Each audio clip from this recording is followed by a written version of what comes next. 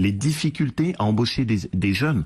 Parce que par exemple, avec les normes européennes, les jeunes ne peuvent plus monter sur des escabeaux pour récolter les pommes. Sauf qu'en fait, aucun texte européen n'interdit formellement aux jeunes apprentis de monter sur un escabeau. À aucun moment, ce texte européen ne mentionne ni d'échelle, ni d'escabeau ou d'interdiction en fait de travail en hauteur pour les apprentis. Ce débat du mariage pour tous, la voie référendaire ne serait pas une bonne solution. C'est une excellente solution et c'est même sans doute la seule bonne solution. C'est faux. Totalement faux. Il y a 4 cas bien précis pour organiser un référendum. Le mariage homosexuel n'entre dans aucun de ces 4 cas de figure, donc pas de référendum. Aujourd'hui, l'islam intégriste prend en otage l'islam. Vous savez que ce sont des thèmes que je connais un peu, je parle arabe, j'ai vécu notamment en Égypte. Laurent Wauquiez adore le rappeler, il parle arabe. Et quand on lui demande de parler arabe, ça donne ça. Je sais pas, qu'est-ce que je peux vous dire Attention, retenez bien cette phrase, c'est sa préférée. Ce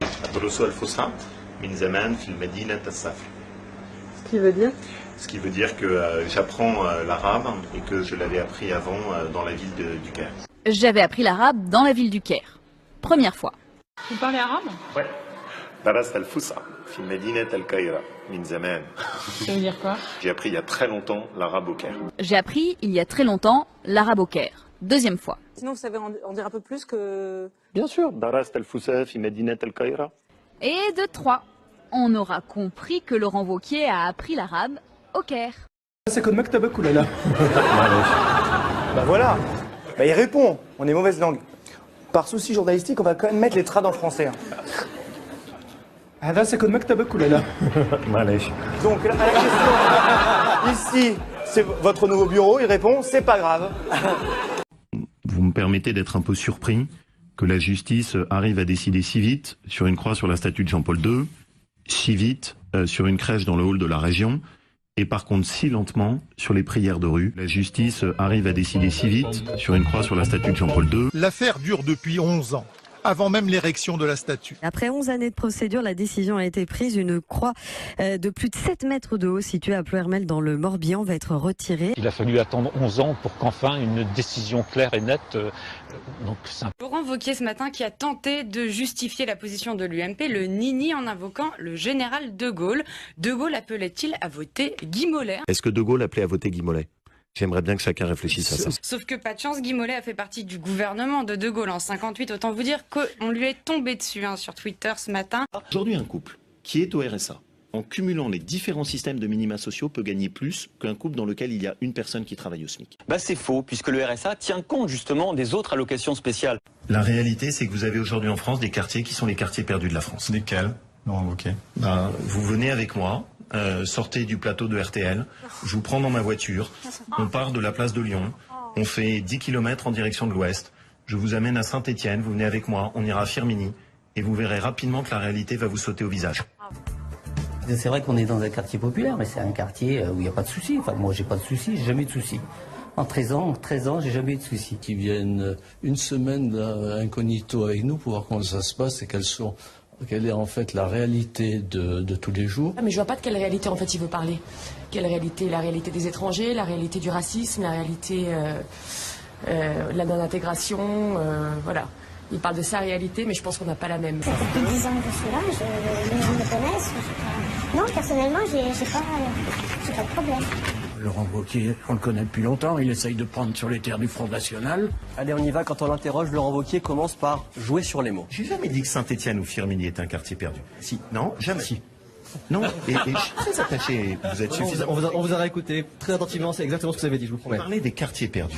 La réalité, c'est que vous avez aujourd'hui en France des quartiers qui sont les quartiers perdus de la France. J'ai jamais dit que Saint-Étienne ou Firminy est un quartier perdu. Si, je vous amène à Saint-Étienne, vous venez avec moi, on ira à Firminy, et vous verrez rapidement que la réalité va vous sauter au visage. J'ai jamais dit que Saint-Étienne ou Firminy est un quartier perdu. Allez, direction Firminy. C'est les caricatures, disons, habituelles du Front National.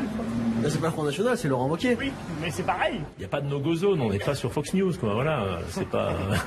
Non, je vois pas d'où ça sort, d'ailleurs. Je vois pas pourquoi elle a sorti ça, quoi. Wauquiez, Fox News, même combat. Écoute ce qu'il nous a dit d'autre ce matin, Laurent Wauquiez, quand on lui a dit qu'on allait à Firminy. Interroger par exemple nos commissariats et nos forces de police en leur demandant comment ça se passe dans ces quartiers, est-ce que la sécurité est bien assurée, est-ce que vous arrivez facilement à faire votre job. Ça m'intéresse que vous ayez la réponse. Ok. Est-ce que vous avez des problèmes aujourd'hui dans les quartiers à Firminy?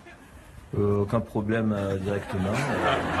On y passe régulièrement, on y tourne à longueur de journée, il n'y a pas de souci. Est-ce que vous arrivez facilement à faire votre job?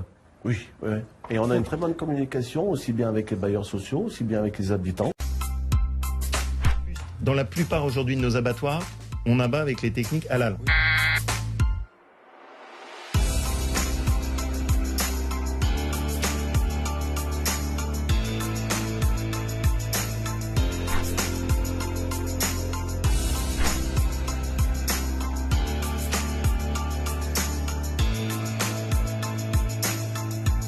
Laurent Wauquiez nous a fait le coup du « je n'ai pas dit ce que je viens de dire ». Un double mensonge. Depuis les premiers mois d'Emmanuel Macron, c'est une explosion de l'immigration en France. Toutes les catégories, toutes ont augmenté.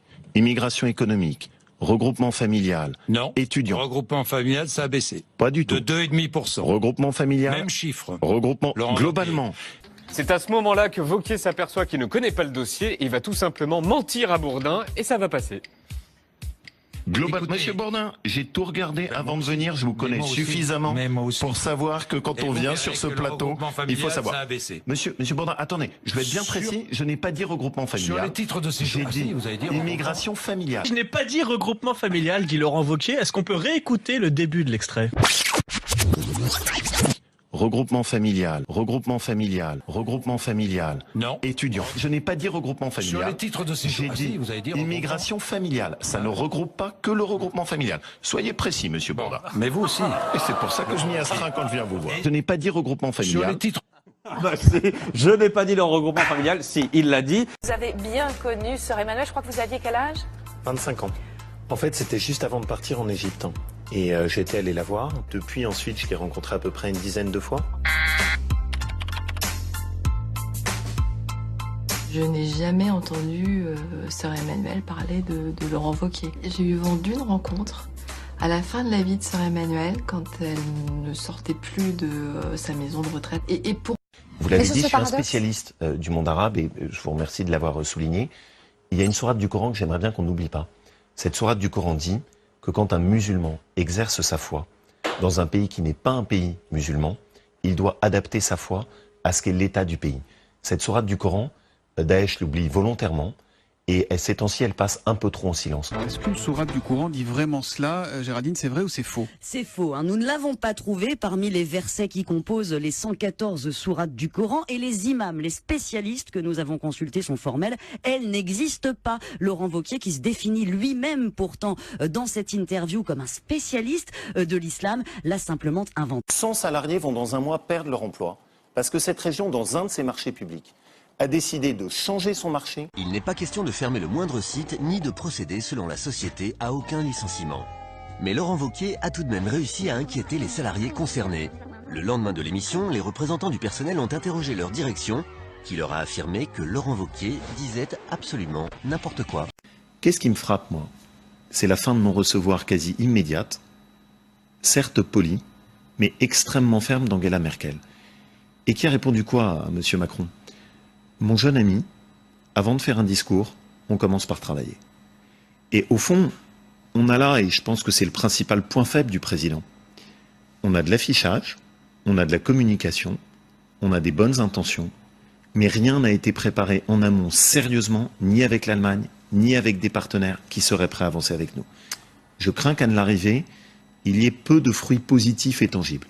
Merci Laurent Wauquiez. J'ajoute juste un mot rapide. Je n'ai pas trouvé de réaction d'Angela Merkel au discours d'Emmanuel Macron. Ah si, je vous le confirme, et il est d'ailleurs repris, y compris par vos confrères du Figaro, qui ont repris les propos d'Angela Merkel, vous verrez. En tout cas, on n'a pas trouvé ça sur les agences de presse. Regardez on va peut-être regarder plus attentivement. Vous verrez que vous avez des collègues affûtés. Merci Laurent Wauquiez.